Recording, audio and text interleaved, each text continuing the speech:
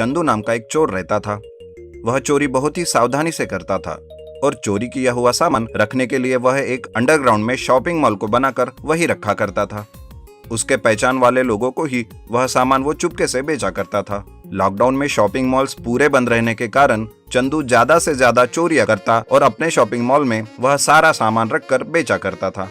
लेकिन पुलिस यह सामान कौन चुरा रहा है यह पहचान नहीं पाती थी। सब कुछ पता लगाने के लिए पुलिस बहुत सारे लोगों की पूछताछ करने लगे, लेकिन उन्हें कुछ भी सुराग नहीं मिला।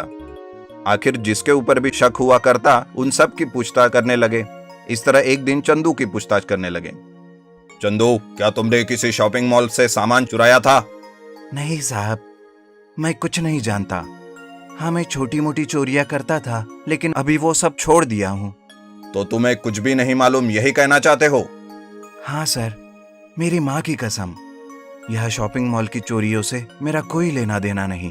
अगर आपको फिर भी शक है तो आप मेरे घर आकर देख लीजिए। इस तरह चंदू के कहने पर पुलिस उसके घर आकर पूरी छानबीन करती है, लेकिन उन्हें कुछ भी नहीं मिलता।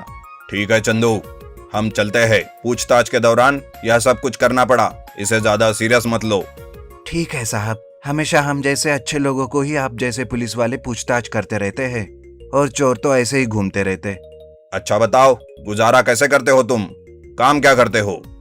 साहब, मेरी एक किराना की शॉप है, वहाँ बहुत सारे कस्टमर आते हैं, तो मैं क्यों चोरियां करूंगा। अच्छा ठीक है चंदू, हम चलते हैं। इतना कहकर पुलिस वहां से चली जाती है, लेकिन पुलिस को चंदू के ऊपर शक हो जाता है, इसलिए उस पर नजर रखती है और चंदू के किराना शॉप पर दूर से ही निगरानी करते रहते। एक बार एक आदमी को थोड़े कपड़े, वॉच और कैमरा बेचते हुए पुलिस देख लेती है, जिस वजह से पुलिस का शक और भी बढ़ जाता है। कपड़े, वॉच, कैमरा, यह सब चीजें किराना शॉप में तो नहीं मिलती, फिर ये सब इसके पास कहां से आए? ऐसा कहकर पुलिस पूछताछ करना शुरू करते हैं। अगले दिन दो पुलिस वाले अपना भेष बदलकर चंदू के पास आते हैं। अरे ओ भैया, तुम्हारे पास सूटकेस मिलेगी क्या? कौन हो आप लोग? सूटकेस नहीं है, ये तो किराना शॉप है। इस तरह की चीजें यहाँ नहीं मिलेगी।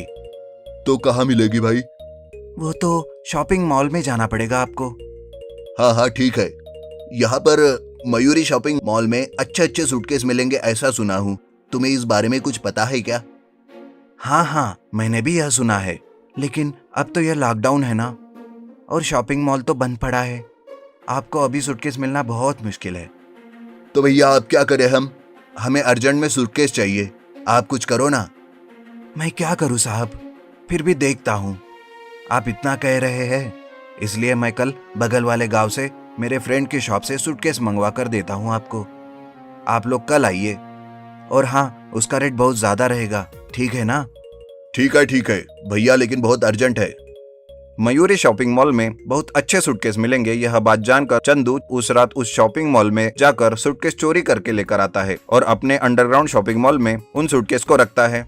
जब चंदू सूटकेस खोलकर देखता है तो उसमें एक पुलिस वाला बाहर निकलता है।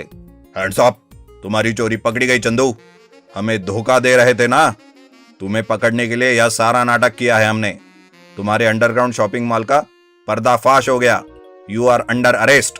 क्रिकेटर। चंबलपुर नामक गांव में राम